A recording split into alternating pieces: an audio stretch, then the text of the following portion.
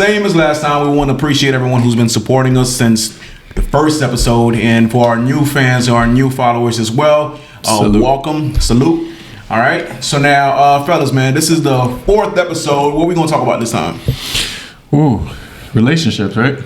We haven't touched that topic yet, and a lot of people have been asking us to, give our 2 cents in regards to relationships and as far as like, what we think of it and what our current statuses are. So we'll get started on that. Craig, how you doing over there, man?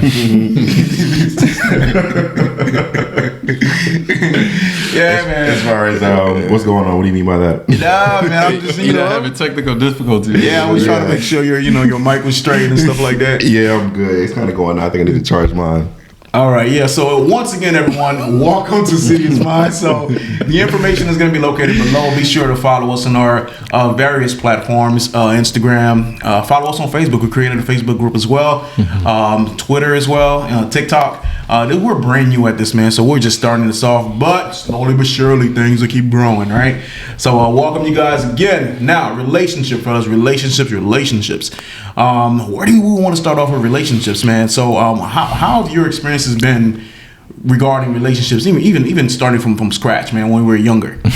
Like, how did you approach relationships? Were you guys like I think when I was younger, my average relationship lasted like 2 months. Right. Yeah. Right. I mean, you're young. You don't know what you're doing. You don't know what you want. You just have to kind of go with the flow, and you figure it out as you go. So, yeah. I think relationships now, we have a lot of pressure being in a relationship, whether single, married, dating, whatever the case may be, with social media and all these different influences as far as access to so many different people. Mm-hmm. Before, of course, we would talk to someone. We would talk to someone either at the club or at the mall or something like that. But now you have access to so many different people with these different social media apps and dating apps. It's like we kind of missed that like connection as far as actually initially approach someone. Like like sometime like last year, we were in the club and we were seeing everyone was on their phone. Like no one's actually trying to speak to someone to approach a girl in the club or anything like that, to step to anyone. Right. So like you mentioned, there's no interaction anymore. Everything's done with the phone. So like you mentioned, Stan, when you were younger, even though you dated for 2 months, you still had to go and talk to the girl, right? Right. You still had to approach the girl, and then if you get denied, you get denied on the spot. Yep. Now when you're getting denied by somebody swiping left. Yeah. And they don't even talk to you, they don't even see you, but they're denying you, without you even knowing it. Back then, I mean, we used to send notes, do you like me? Yes or no, circle 1.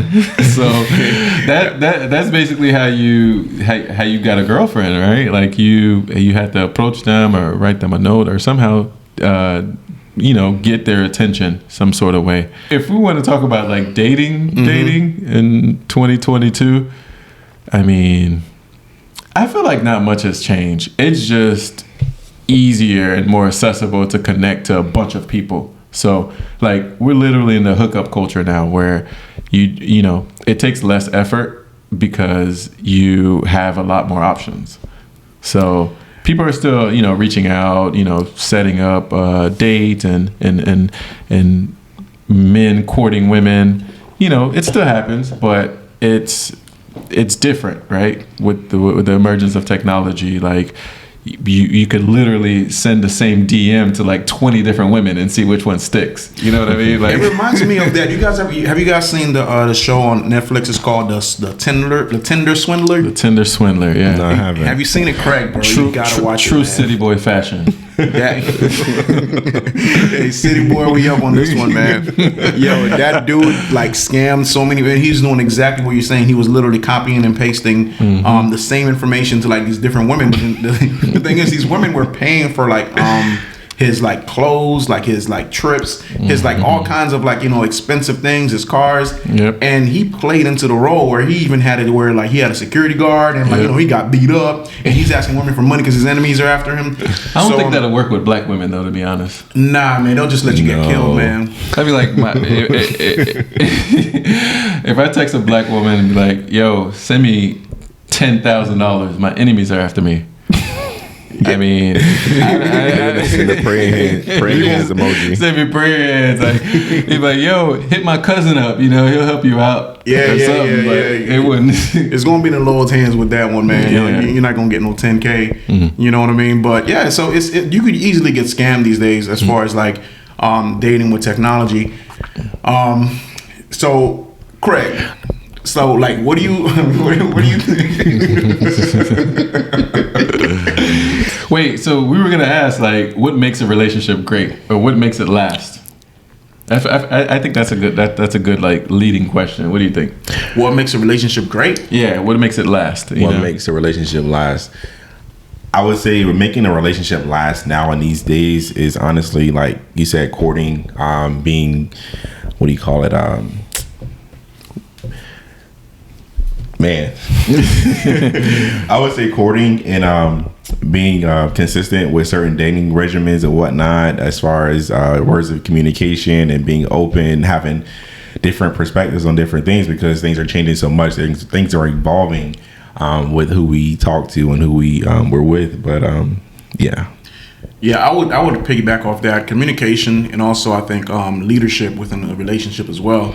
I don't know how gender roles work now, but me, in a relationship, I'm more of the leader as far as like, hey, you know what, like, decision making, making sure that the family's straight, because that's the role I've always been, that I've always known.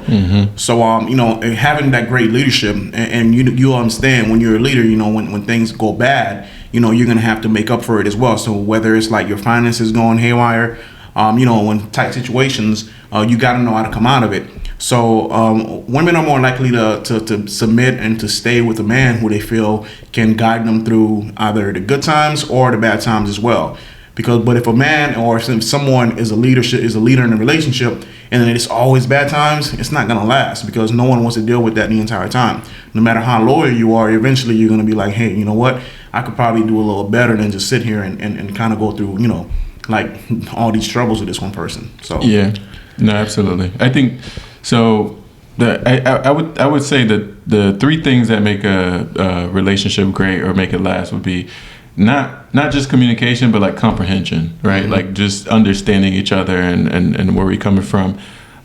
Second is compromise. Definitely. I think there's always going to be some sort of differences, and you got to learn how to compromise. And the third one is really respect, like building that solid friendship foundation with someone where you respect them at the end of the day. So, when things don't go so well, you're not like jabbing at each other and like being super petty and hitting below the belt, because a lot of those things you can't come back from, so just having that respect. Also, too, there's one word that I'm pretty sure the ladies are, even the men as well, trust too, right? Yeah. Not just trusting as far as like, you being faithful to that person, but trust that, you're gonna have that person's back, right? So if in a situation where you never call out that person in front of anybody else, right? That person's gonna have your back, even if you're wrong in a situation, right? You ever seen like the Godfather, where you never go against the family, so it's that same situation in a relationship. It's kind of like you guys are in it together. Even one of you may be wrong. Like let's say my significant other, or let's say my wife does something wrong, right? And I know she's wrong at the same time, and then even if she's getting yelled at for it, I'm gonna back her up, even though I know she's wrong, because she trusts me to be there for her, even through her being wrong or her being right. So trust goes beyond just being faithful, and I think that's one aspect of a relationship that a lot of people kind of like overlook.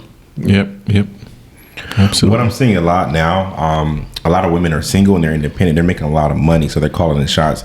So it takes them a lot to actually be able to commit. I would say commit, but to actually say they want to stay in a relationship or commit to a relationship if they're making more money than the person they're actually with. So with that being said, within a relationship, if you've been with someone for years or you guys are living together, how do you feel about, I guess, with the gender roles and whatnot, a man paying majority of the bills? Do you think that's something that we should be doing, 50-50, or the man paying the bulk of the bills?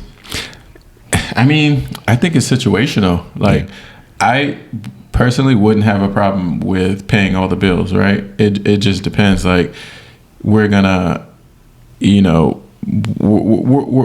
gonna make sure we live comfortable, right? Like, we're not gonna like live beyond our means, right? But at the same time, like I have been in a relationship that was 50-50, and it was a first for me. But I tried to make it work, and it does in ways take pressure off the man. Just knowing like your lady was a high earner like you were. So for me, it's situational. I really don't have any preference. It just depends on the situation. I wouldn't expect someone who wasn't making a lot of money, or they were in school or something. I'd never put that expectation for my woman to be paying half the bills. Right, it makes sense. Yeah. Growing up, like I've seen my dad with my mother, right? He took care of all the bills. So that's what I knew, right? So I knew as a man, like you would have to be the one to kind of like pay the bills, make sure everything's, the lights are kept on, the water's running. So I take on that responsibility in my marriage. So, but I don't see anything wrong with having a significant other that works as well, because like you said, a 2-income household is always better than one, but it's always our duty as men to kind of one up and be like, hey, you know what, even if you lose this job, I got us, or whatever, right? And no matter what, it doesn't. Even if you do something extra on the side and you make extra money online or whatever it is, you got to make sure that you're there. But like I've never been in a situation where it's like there's I don't have as far as like a control as far as with the bills and things of that nature. So it's just the way I am. I got a good question though. So does the person who paid the bills is the person who paid the bills in control? Is that like the leader, the person that's in control of the relationship? When you say control, like control of the household, like we dictate certain things, like how things are going to run in the household. If you're like the primary breadwinner, like are you the primary decision maker too? I think we still at the same point you have to still come together to actually agree on certain things. I guess the breadwinner would make, a suggestion, and then your partner will say, okay, I think that makes sense, or I don't think it makes sense because of this reason. But most times, I guess in most cases, the men are the breadwinner, so I guess their word is final, and their last what they say is somewhat final. But I know a lot of women don't really agree with that, but it just depends on the situation, I guess. So if the man is like, taking care of 100% of the bills and all expenses and making all the money, and one day he decides, I'm gonna buy a $5,000 chain, I think it's, if you can do it, if you can afford it, it's not gonna mess up like the structure of the household. Like cool, like go ahead and buy your chain, buy a car, buy whatever. As long as you don't mess up like the structure of the bills in the house, I don't think that should be a problem for someone to dictate your money. Sure. If everything is taken care of, like everything is good, like you should enjoy your life. Buy the chain. Yeah, that's a good answer, Craig. That's a really good answer. That's a great answer, actually, because I was gonna say, hey, like that may ruffle some feathers at home, where it's like, you even if especially if you're saving towards something, right? Let's say you were saving, like, a young couple were saving towards like getting a house together, and then even though you're getting the money, you're saving the money, but you're like, what, man, I'm gonna go get this motorcycle right here for like $7,000, when you're saving towards a house. That may make your, fiance, girlfriend, wife, significant other mad. But at the same time, if you got it, why not spend it? And I think that's a fine line as far when it comes down to, like you said, Stan, who actually has control, right? Because a single person doesn't have to worry about that. Right. If you're single, you don't have, like somebody where is going to be checking up on your finances. You can just get up and go, buy anything you want. Yeah. Or whatever. But just fly to Colombia. And I know I go fly to Colombia, right? No, for real. Listen, sometimes I get mad. I get mad at my wife for like, going to Publix and then like buying like 3 bags of chips, man, and the chips be like $8 each.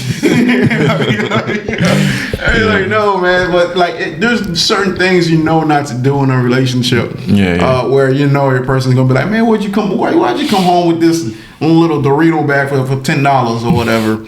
So yeah. Like that's the next question. I guess leads us into the next question. Like, what's the leading cause? What do you guys think the leading cause of divorce or breakups? The leading cause of divorce or breakups? You find somebody better. That's like fucking simple.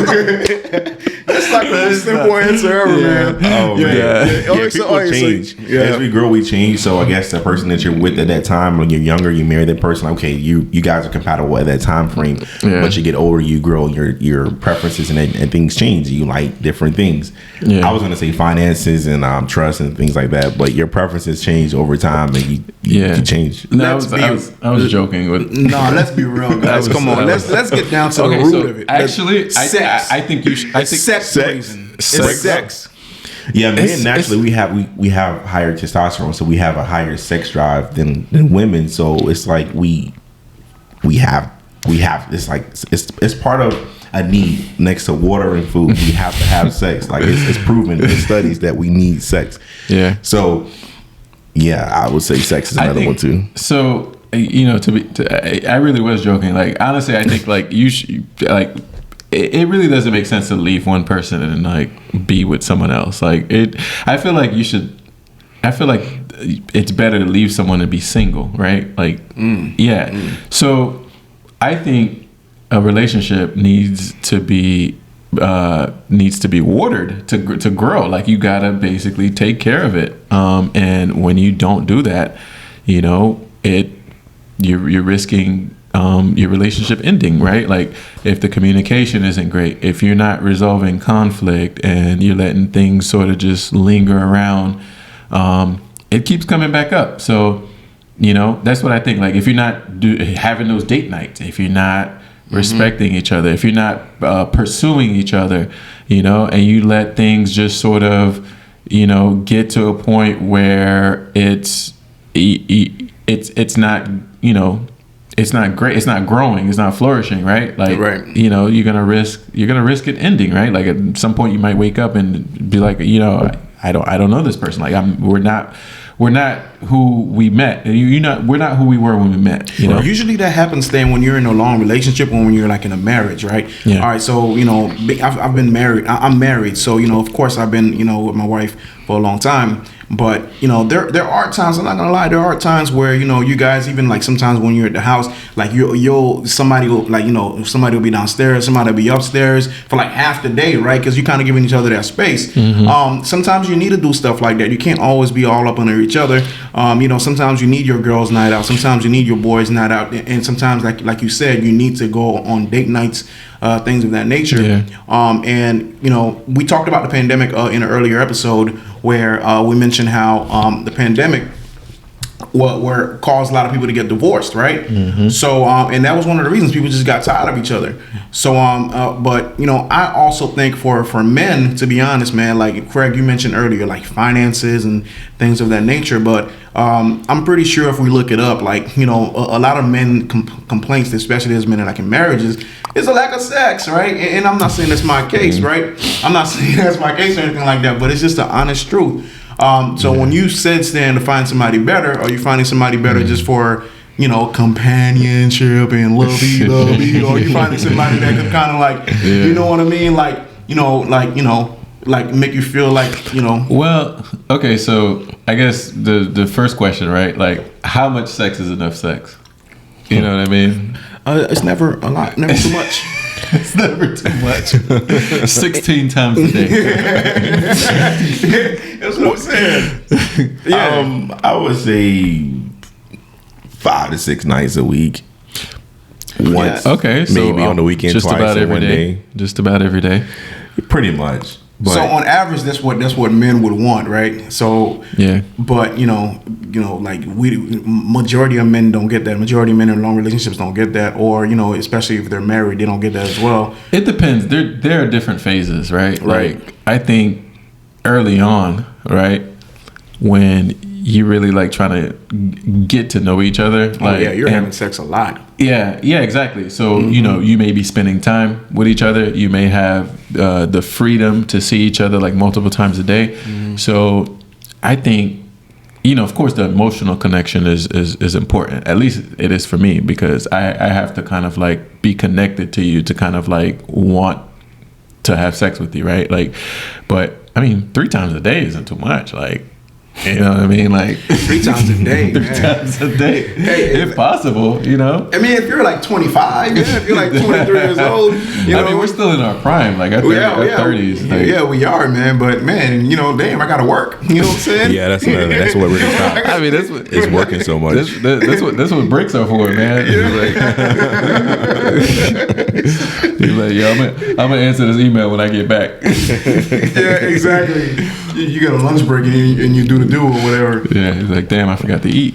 Yeah, but yeah, that's a huge part of the relationships, though, man. And a lot of ladies don't understand that when men say that, you know, and men have been saying that for centuries, man. Like, sex.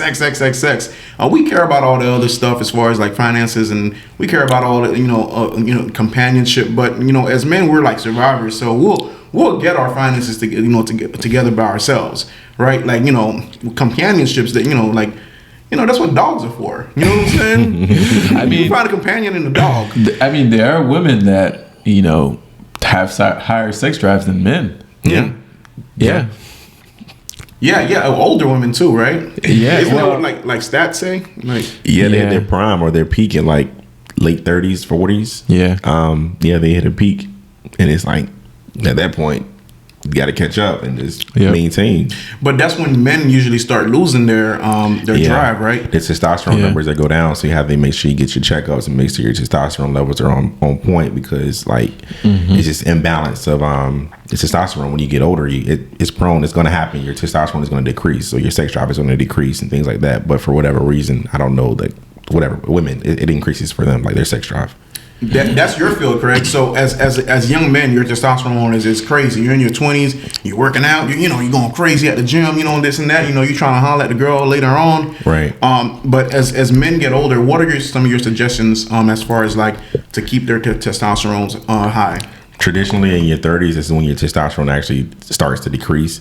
So a healthy, I guess, testosterone level is, they say 600, but it can be between 450 and 600, I would say. But to maintain as an adult, I would say make sure you get your annual testosterone levels checked. Make sure you're eating your red meat, your proteins and things like that, taking your vitamins, your supplements and things like that. I'm staying hydrated, but honestly, you have to just make sure you check your continuously get checked up of your blood work or whatnot. You may have to have some type of additional supplements to actually increase, like for example, I take maca powder, but it helps with energy and it helps with my drive and things like that as well too. Yeah. And also, when you know, I'm pretty sure we've all noticed it when we work out a lot, right? When we exercise and we work out a lot, you know, we have a whole different sex drive, right? Yeah. You know, you feel like you could conquer the entire world, leg right? days, leg day and something back day. serious. Yeah. Oh, it's leg day and back days, right? Leg day is actually, doing legs is actually one of the number one workouts for increasing your testosterone. Yeah. Oh wow, I didn't know that. Yeah, doing squats, like heavy leg lifting is another way to boost your. I always notice my drive increase like the day of leg day and the day after leg day, if I can do what I can, because I'm sore. But right. So if them dudes who be buff at the gym with like skinny legs, they ain't getting none at home like that. Man, they shooting up testosterone. That's what they're doing. No, they're not getting none. I would suggest that you can take a pill supplement or whatever, but if you really need it, but don't shoot the testosterone.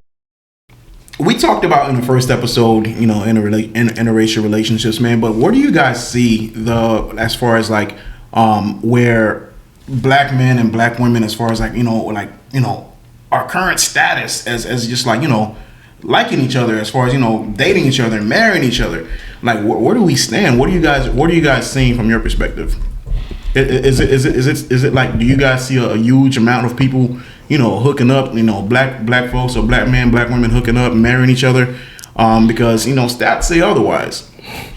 Yeah, I'm not seeing too many different black and black couples. I'm seeing a lot of interracial couples. I know I'm gonna get like cursed out about this, but I think the reason why is being honest.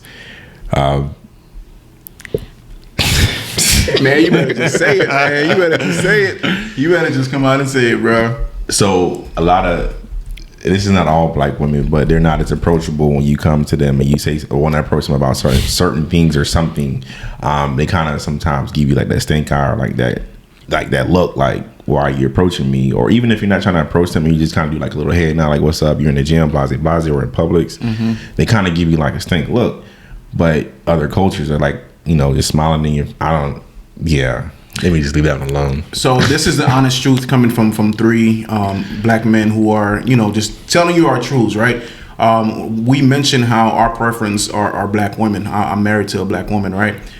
So I've experienced that as well. So, you know, just, you know, I like to be nice, right? If I see someone, especially if you're like a sister, you know, like I'll say hi to you just to be nice because, you know, we may be the only two people here and then, you know, I'll just say hi to you. But majority of the time, you know, I get like you said, Craig, like a stank look. Like, oh man, he's trying to holler at me. I'm not trying to holler at you, man. I'm literally just saying hi to let you acknowledge that, hey, I noticed you, and you know, we're the only two people here. You know, I got your back if anything. But the first, you know, the first thing, you know, the first action I usually get out of that is like, hey man, don't holler at me, or, you know, watch out, man. This guy's trying to get my number and this and that. But it's not the case.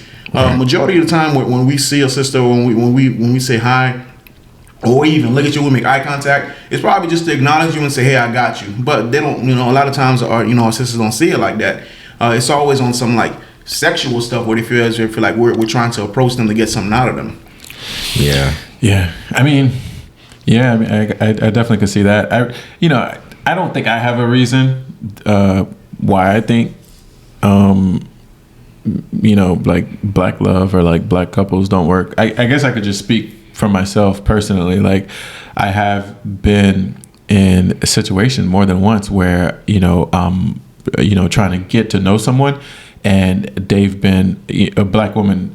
She's been like really sort of guarded, and the process of getting through that guard is taking time.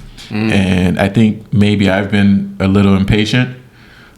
Just based on my experience with approaching relationships in the past, how things have sort of just like kicked, you know, kind of like got off to a fast start. And maybe I just need to be more patient, and that's something that I can learn. But I know that's sort of been my experience where, you know, the guards are up and it takes time. The strong, independent black woman thing that, you know, like people keep pushing, where it's like, you know, they're basically telling black women, hey, you have to be the strong one in the community. You have to be the strong person in the community because the black man can't do it, right? So whenever I hear that, you know, I'm like, hey, you don't have to be that, because you do have, you know, black men that are there that can be strong for you. That's what we're built for at the end of the day. You know, so you don't have to take on that role where you're paying all the bills. You're like raising the kids and you're doing this and that. You're breaking your back. You know, you're barely there for your child at home to, you know, like, you know, help them with their homework and this and that, and then that affects the children at home as well. I think we need to go back to the basics, man. Like, that's why I love watching movies from like the 60s and the 50s where black men and black women got along together, man, where it's like, prior to this whole, you know, hey, let's separate black men from black women and put black women in like, you know, like assistant housing. You can live there, but you can't have a man there with you. And, you know, that started separating families. So I love watching those movies back then, because it was a sense of unity, you know. And there was like courting back then. We were talking about that before the podcast started. You have courting where, you know, you're meeting the parents. The dad is going to approve of the man because he's going to look at the man's as far as like, you know, like stature, and say, hey, you know what, this is a good guy. But these days, you know, you don't have that. That's why this whole independent black woman thing, I mean, I get it. You're strong and this and that, but you don't have to be that, because, you know, sometimes like a man can be that for you, where, you know, you take it easy and just, you know, like, you know, you don't have to worry about all that stuff. I was gonna say, how did all that start? Like like I only remember it all starting, I would say, from Beyonce, but that's as far as I remember. But like independent ladies and things like that, like you said, I get it as well too, because if you're with someone and that person is not stepping up to the plate, they're not doing what they're supposed to be doing, and then you're a single mom at that, you have to step up to the plate, and then you have to handle your business. So I'm trying to figure out like how that all started, like with the whole, I guess, being strong and independent, because I think that puts that person. There was a good mindset.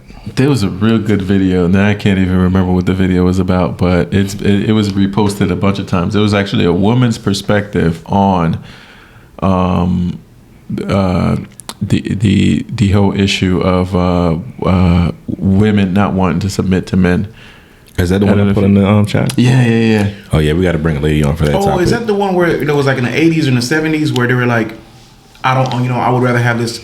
I would rather raise my kid on my own, or no? Or was it No, it was a different one. It was a black girl. woman. Yeah, it was a black girl talking about why. I guess was it like the real reason why women don't want to submit to men, or something? It was that, and it was also she was checking women though. Like, right. yeah, she was saying you should do this and be open minded to this, and if he's doing this, like not use it. I see it as a red flag, but just kind of open up. We got to find that video, and then we got to bring someone on. Yeah. Let's find that, and we'll bring like some ladies over, and then we'll basically speak on the subject at hand.